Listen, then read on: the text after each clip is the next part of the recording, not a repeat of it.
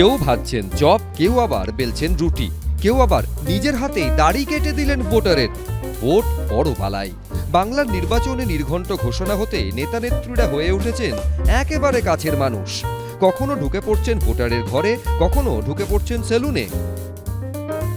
নারায়ণগড় বিধানসভার বিজেপি প্রার্থী রমা প্রসাদ গিরি সোমবার প্রচারের মাঝে আচমকাই ঢুকে পড়েন স্থানীয় এক সেলুনে। তারপর একেবারে ফোম লাগিয়ে খুর হাতে তুলে দাড়ি কামিয়ে দেন এক ব্যক্তির। রমা প্রসাদ কি তবে সতীর্থ অনুপ কুমার সাহাকে দেখে কোনোভাবে অনুপ্রাণিত? এই তো রবিবারই প্রচারের মাঝে আচমকা রাস্তার ধারে বসে থাকা এক বৃদ্ধের দাড়ি কাটতে শুরু করেন দুবরাজপুরের বিজেপি প্রার্থী অনুপ কুমার সাহা। বৃদ্ধের হাত থেকে খুর টেনে নিজেই লেগে পড়েন কাজে।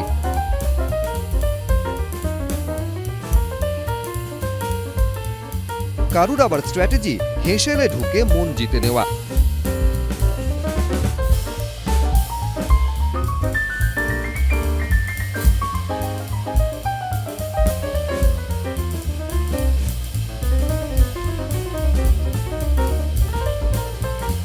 আরামবাগ বাজারে ভোট প্রচারে বেরিয়ে সোজা চপের দোকানে ঢুকে পড়েন তৃণমূল প্রার্থী মিতা বাগ।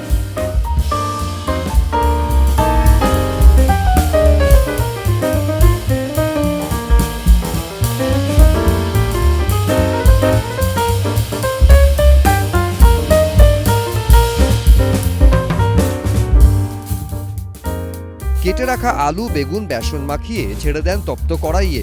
সেই চপ আবার বিক্রিও করেন তিনি। চপ কি একা তৃণমূল ভাজে? মোটেও না। এই তো ছাতনার বিজেপি প্রার্থী সত্যনারায়ণ মুখোপাধ্যায় রবিবার একেবারে চপের দোকানে ঢুকে চপ ভাজার কাজে লেগে পড়েন।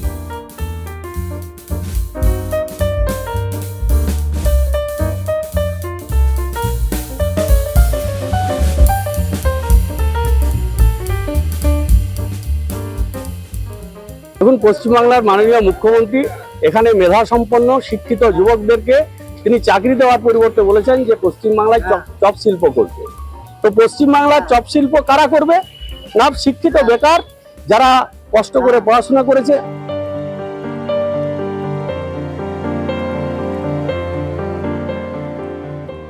সোমবার ডালা হাতে তারাপীঠে পুজো দিতে পৌঁছে গেলেন হাসনের তৃণমূল প্রার্থী Kajal Sheikh.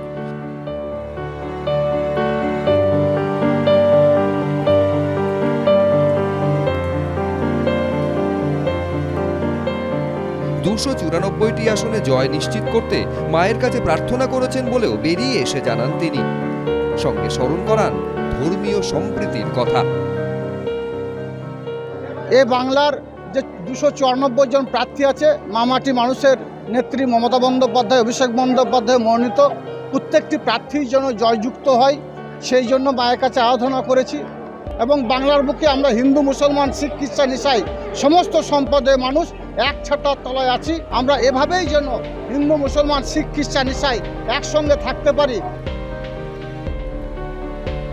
ABP live. ABP আনন্দ, এগিয়ে থাকে, এগিয়ে রাখে।